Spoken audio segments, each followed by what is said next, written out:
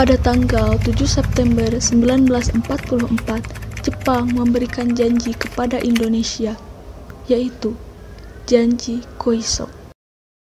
Saya mengadakan pertemuan ini untuk memberikan janji kemerdekaan kepada rakyat Indonesia. Tunggu, apa maksud Anda tiba-tiba memberikan janji kemerdekaan? Jangan dulu dong, ini juga yang terbaik bagi bangsa Indonesia.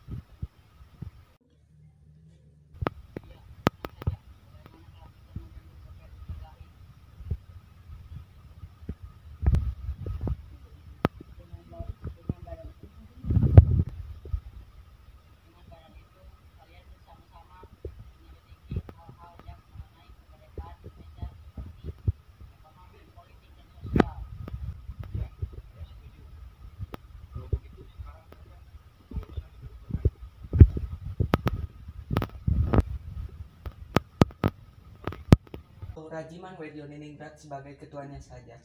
Baiklah, saya bersedia. Terima kasih telah memberikan kepercayaan kepada saya.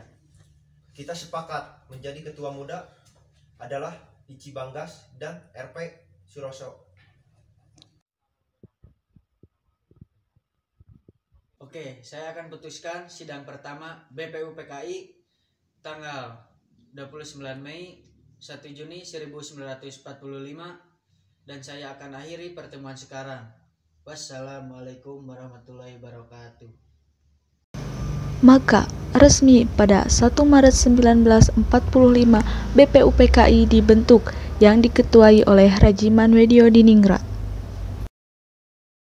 Pada tanggal 29 Mei mengadakan sidang pertama BPUPKI untuk membahas dasar negara. Pada saudara-saudara diminta partisipasinya untuk menyongsong kemerdekaan kita ini dengan menyampaikan usulan-usulan dasar negara. Pada saat sidang pertama, Muhammad Yamin mengeluarkan pendapatnya mengenai dasar negara. Baiklah saudara-saudara, saya selaku anggota perumusan ingin menyampaikan 5 asas negara yang meliputi peri kemanusiaan, peri kerakyatan, peri ketuhanan, dan kesejahteraan rakyat. Tepatnya pada hari berikutnya, tanggal 39 Mei 1945, Dr. Supomo membuat rumusan. Saudara-saudara, di sini saya akan menyampaikan usulan mengenai dasar negara dengan rumusan sebagai berikut. Yang pertama yaitu persatuan, yang kedua kekeluargaan, yang ketiga keseimbangan lahir batin, keempat musyawarah, dan kelima keadilan rakyat. Terima kasih atas usulan Anda. Apakah ada pendapat lagi? Jika tidak ada, rapat ini akan dianggap selesai. Pada hari ketiga, tanggal 1 Juni 1945, Soekarno mengeluarkan rumusan. Saudara-saudara, saya akan mengusulkan rumusan dasar negara yang beri nama Pancasila, berisi kebangsaan Indonesia, internasionalisme dan peri kemanusiaan, mufakat dan demokrasi, kesejahteraan sosial, ketuhanan yang Maha Esa. Terima kasih atas usulannya. Dengan ini saya menyatakan sidang pertama BPUPKI selesai.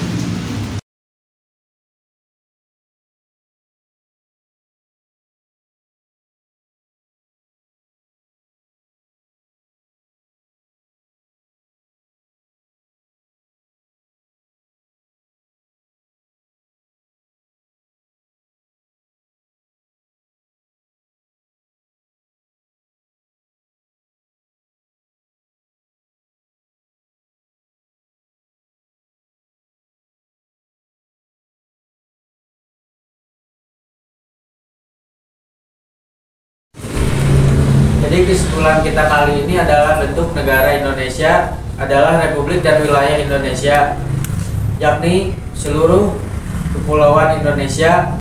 Selanjutnya saya persilahkan kepada perwakilan panitia UUD untuk melaporkan hasil sidangnya. Terima kasih. Di sini saya akan membicarakan atau menyampaikan hasil dari sidang yang telah kami lakukan. 1. Pernyataan Indonesia Merdeka. 2. Pembukaan Undang-Undang Dasar. 3. Undang-undang itu sendiri dan batang tubuh. Pada tanggal 6 Agustus 1945, Hiroshima dibom atom oleh Amerika Serikat Keadaan itu mendorong Jepang membentuk Dokuritsu Junbi Inkai atau PPKI.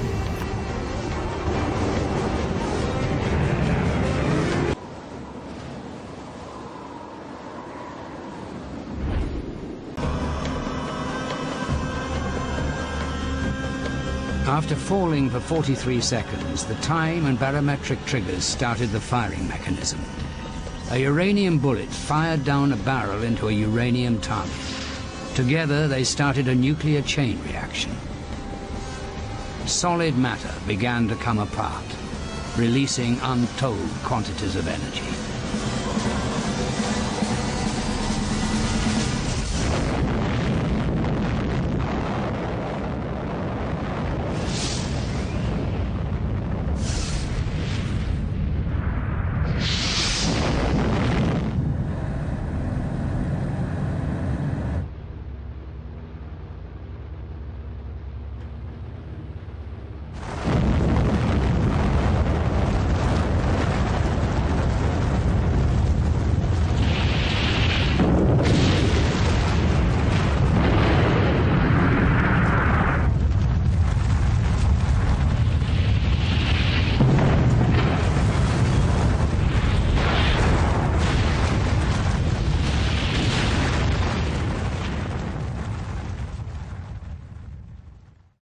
Pada tanggal 10 Agustus 1945, Sultan Syahrir tidak sengaja mendengar berita soal kekalahan Jepang oleh sekutu. Peace be now restored to the world,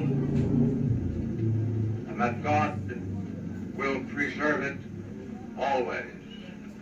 These proceedings are closed. Apakah kalian sudah mendengar dengan berita kekalahan Jepang? Belum, Bung. Benarkah itu? Apa yang terjadi dengan Jepang? Dari yang kudengar, sekutu telah menjatuhkan bom dari kota Hiroshima dan Nagasaki. Oleh sebab itulah, Jepang melakukan gencatan senjata. Kalau begitu, ini saat yang tepat untuk kita melakukan proklamasi kemerdekaan. Benar itu, Jepang sudah tidak ada wewenang lagi di negara kita. Kita harus memanfaatkan momen ini. Setelah mendengar berita kekalahan Jepang, Khairul Saleh segera merencanakan pertemuan dengan anggota golongan muda lainnya untuk membicarakan masalah proklamasi kemerdekaan. Teman-teman, apakah kalian sudah mendengar tentang berita kekalahan Jepang? Belum, kawan. Dari mana engkau tahu tentang itu? Saya tadi sempat berkumpul dengan Sahil dan Sukarni yang mendengar dari radio Jepang tentang gencatan senjata di tempat itu. Berarti negeri kita sekarang dalam kondisi vacuum of power. Betul sekali. Oleh karena itu, saya mengajak mengumpul di tempat ini untuk membahas itu. Jadi, bahasan ini adalah untuk memproklamasikan kemerdekaan Indonesia. Tepat sekali. Kalau begitu, kita harus membagi tugas. Karena dan Khairul, kalian akan pergi ke kediaman Soekarno untuk menyampaikan kabar ini. Saya dan Bung Darwis akan memerintahkan anggota lainnya untuk merebut kembali kemerdekaan dari Jepang. Assalamualaikum. Waalaikumsalam. Rekamannya ada, Bu? Oh, ada. Sebentar saya panggilkan. Pak, ada yang mencari? Siapa, Bu? Tidak tahu, Pak.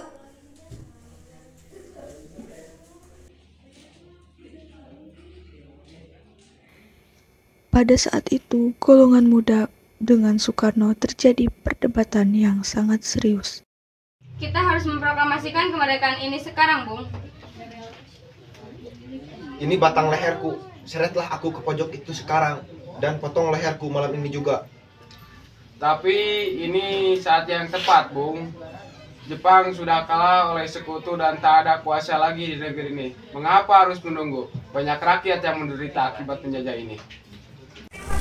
Jepang adalah masa yang silam. Belum lagi kita harus menghadapi Belanda yang hendak menguasai negeri ini. Jika saudara tidak setuju dengan apa yang saya katakan dan diri Anda telah menopang kekuatan sendiri, mengapa saudara meminta kepada Soekarno untuk memproklamasikan kemerdekaan? Apakah kita harus menunggu janji Jepang untuk merdekakan bangsa ini? Kita bisa, Bung. Kita harus bangkit dan memproklamasikan kemerdekaan sendiri. Mengapa kita harus menunggu janji manis itu?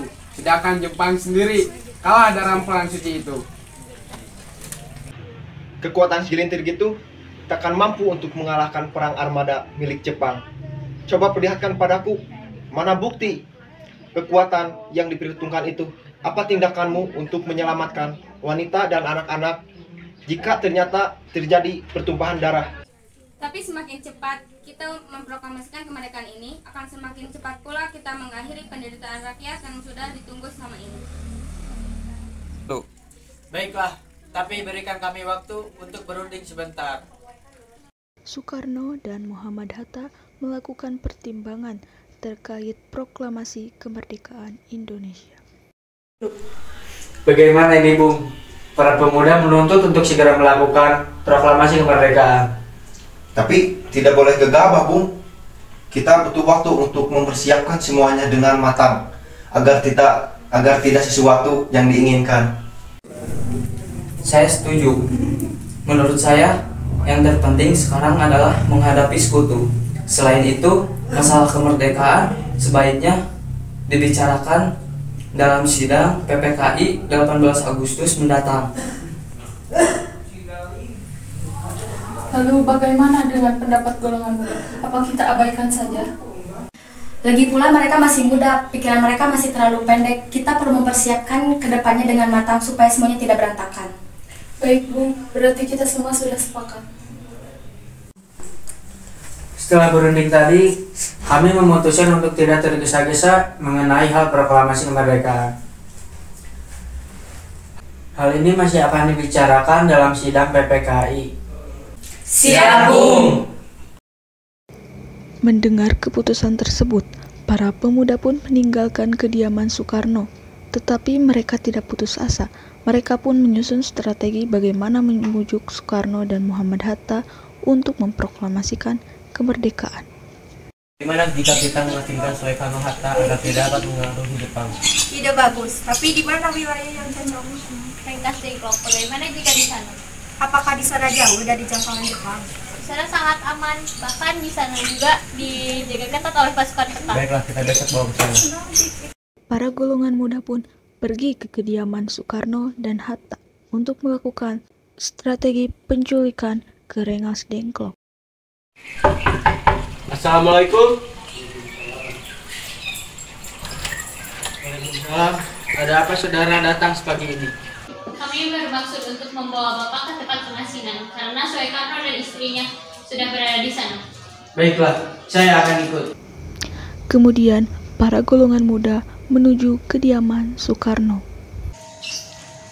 Assalamualaikum.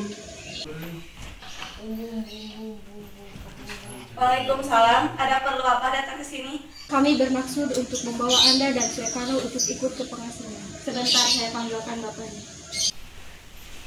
Pak, ada yang mencari?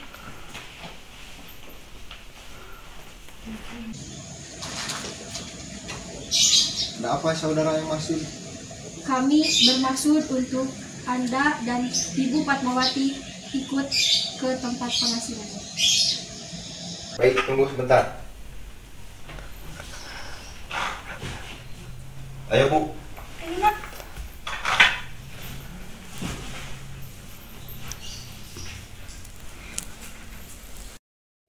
Penculikan Soekarno dan Hatta membuat bingung para golongan tua. Apakah saudara tahu keberadaan Soekarno dan Bung Hatta? Maaf Bu, saya tidak tahu. Katakanlah, di mana mereka sekarang? Dan aku akan menjamin keselamatan mereka ketika kembali ke Jakarta. Dan aku akan menjamin kemerdekaan untuk hari esoknya. Apakah Anda bersumpah untuk itu? Kau bisa percaya kepadaku. Nah, Baiklah, kami akan menunjukkan tempatnya di Rengas Dengklok. Akhirnya, golongan tua dapat mengetahui keberadaan Soekarno dan Hatta dengan membujuk golongan muda. Nak, tolong antarkan kami ke Rengas Dengklok. Maaf Pak, saya. Baik, kalau begitu, naiklah. Setelah mendapat beberapa kesepakatan, diutuslah Yusuf Kunto untuk mengantar Ahmad Subarjo ke Rengas Dengklok. Pada saat di Rengas Dengklok, perundingan golongan muda dengan Soekarno terjadi. Nah, jelaskan sekarang mengapa saudara sekalian membawa kami ke sini. Maafkan rancangan kami, Bung, tapi ini semua demi keselamatan Anda. Kami hanya ingin membicarakan tentang proklamasi kembali. Bukankah tempo hari sudah kami katakan kepada kalian, masalah kemerdekaan akan dilaksanakan dalam sidang PPKI? Benar adanya, tapi kami semua berpendapat, mengapa harus menunggu Jepang memerdekakan kita? Mengapa harus menunggu hasil sidang PPKI, sedangkan kita bisa berjuang dengan kekuatan sendiri? PPKI itu hasil bentukan dari Jepang, Bu. Kami ingin memproklamasikan kemerdekaan tanpa harus campur tangan Jepang. Pendapat itu benar, namun kita masih terlalu dini untuk memproklamasikan kemerdekaan. Selain itu, kita belum siap dan masih membutuhkan bantuan dari Jepang untuk merdeka. Bagaimana perkataan Jepang tentang bangsa kita? Apa hanya janji manis saja? Apa yang akan Anda harus lakukan? Apakah akan selamanya kita menunggu janji mereka, Bung? Kita harus segera memproklamasikan kemerdekaan ini. Ini demi rakyat kita. Mereka juga berhak bebas, Bung. Tenang saudara sekalian, mari bicarakan semuanya dengan kepala dingin. Tidak perlu ada ketegangan, oke? Mari Bung, ikut saya.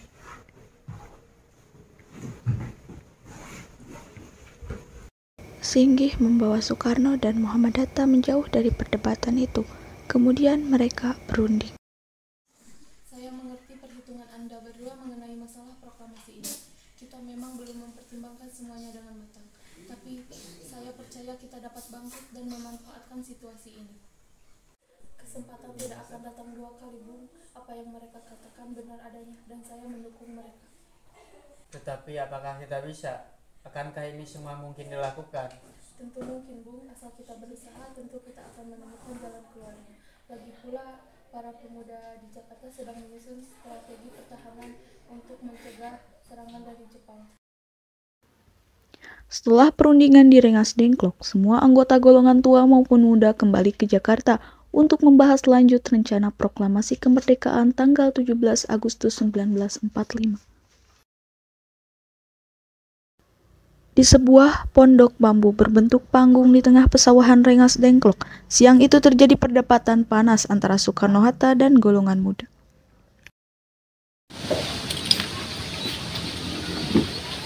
Revolusi berada di tangan kami sekarang, dan kami memerintahkan, Bung, kalau tidak dimulai malam ini juga, lalu apa yang paling penting dalam peperangan dan revolusi adalah saatnya yang tepat. Saya akan merencanakan pekerjaan ini untuk dijalankan tanggal 17.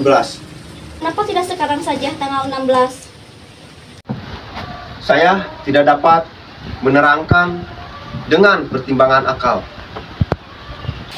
Mengapa tanggal 17 lebih harapan kepadaku? Tetapi saya akan merasakan di dalam kalbuku bahwa itu adalah yang terbaik. Angka 17 adalah angka yang suci.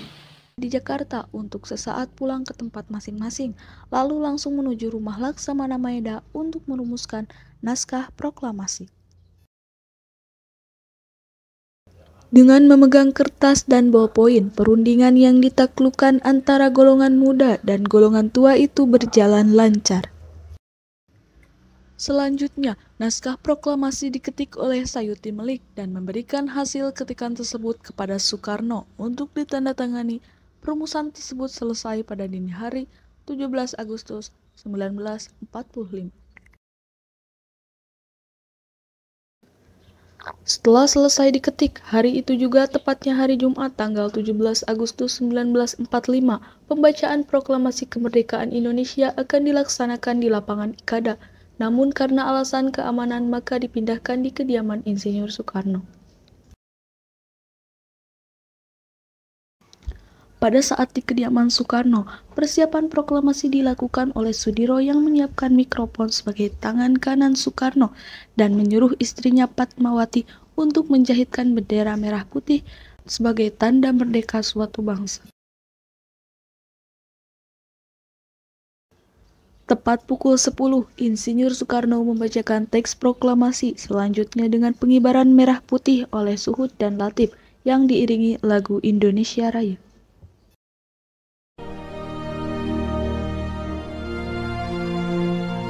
Proklamasi. Kami, bangsa Indonesia dengan ini menyatakan kemerdekaan Indonesia.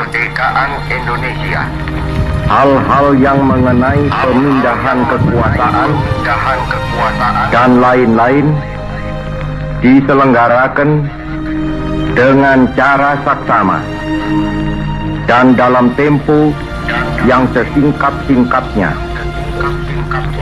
Jakarta, 17 Agustus 1945, atas nama bangsa Indonesia, Soekarno, Hatta.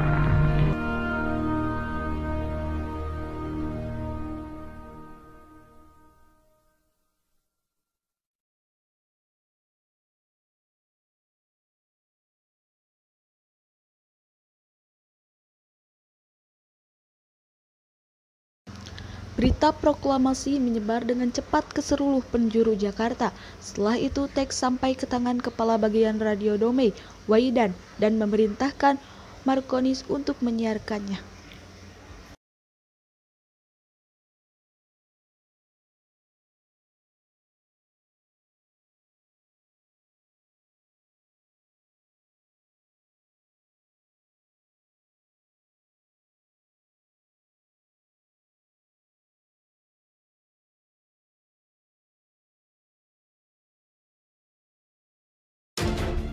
Setelah melakukan proklamasi kemerdekaan Indonesia pada tanggal 18 Agustus 1945, PPKI melakukan sidang pertama. Assalamualaikum warahmatullahi wabarakatuh. Waalaikumsalam warahmatullahi wabarakatuh. Sebelum rapat ini dimulai, saya dan Bung Hatta berencana menambahkan anggota baru 9 orang baru PKI. 3 diantaranya berasal dari golongan muda yang mengisahkan Heru Soleh dan Wikana. Namun karena para golongan muda menganggap bahwa PKI adalah badan kekuatan Jepang, maka mereka mengundurkan diri. Oleh karena itu, 9 orang baru kita yaitu Wiranata Koesoma, Ki Hajar Dewantara, MR Kasman, Sayuti Melik, Iwa Koesama Menteri, dan Ahmad Soebarjo. Ki Hajar Dewantara, Mr. Kasma Sayuti Melik, Mr. Kusuma Menteri, dan Ahmad sudah Mr. Teguh Muhammad Hasan. Kalau kalian akan membahas kembali Piagam Jakarta, khususnya mengenai kalimat ketuhanan dengan kewajiban menjalankan syariat bagi pemeluk-pemeluknya. Ini merupakan keputusan yang sangat baik, saya setuju dengan perubahan tersebut. Ini merupakan keputusan yang sangat baik, saya setuju dengan perubahan tersebut. Saya setuju dengan hal itu. Saya harap ini dapat mewujudkan persatuan dan kesatuan bangsa. Bagaimana dengan kalimat ketuhanan yang Maha Esa? Saya setuju. Tetapi bagaimana dengan yang lain? Maka dengan begitu, kalimat ketuhanan dengan kewajiban menjalankan syariat Islam bagi pemeluknya diganti dengan kalimat ketuhanan yang Maha Esa. Ini saatnya sidang untuk menetapkan Undang-Undang Dasar Negara Republik Indonesia yang di dalamnya memuat Pancasila sebagai dasar negara Indonesia. Sekarang mari kita membahas pasal-pasal dalam rancangan Undang-Undang Dasar. Bagaimana jika Undang-Undang Dasar 1945 jadi dasar negara? Saya ingin memberikan usulan. Bagaimana jika pemilihan ketua presiden dan wakil presiden dilakukan secara aklamasi? Saya mengajukan Bapak Insinyur Soekarno sebagai ketua presiden dan Bapak Hatta sebagai wakil presiden. Saya setuju pemilihan presiden dan wakil presiden dilakukan secara aklamasi, dan saya juga setuju karena dua penokohan ini sangat cocok dijadikan presiden dan wakil presiden. Karena masih ada waktu, bagaimana kita lanjutkan perundingan dengan Komite Nasional untuk membantu presiden selama majelis. Sehingga disimpulkan dalam rapat sidang PPKI pertama menetapkan Undang-Undang Dasar sebagai dasar negara. Pemilihan Presiden dan Wakil Presiden. Pembentukan Komite Nasional. Kemudian dilanjutkan dengan rapat sidang yang kedua pada tanggal 19 Agustus 1945. Hasil sidang PPKI kedua yaitu pembagian wilayah menjadi 8 provinsi, membentuk Komite Nasional Daerah. Selanjutnya, hasil sidang PPKI yang ketiga pun telah diselesaikan pada tanggal 22 Agustus 1945 dengan hasilnya sebagai berikut. Membentuk Komite Nasional Indonesia. Membentuk Partai Nasional Indonesia. Membentuk Badan Keamanan Rakyat.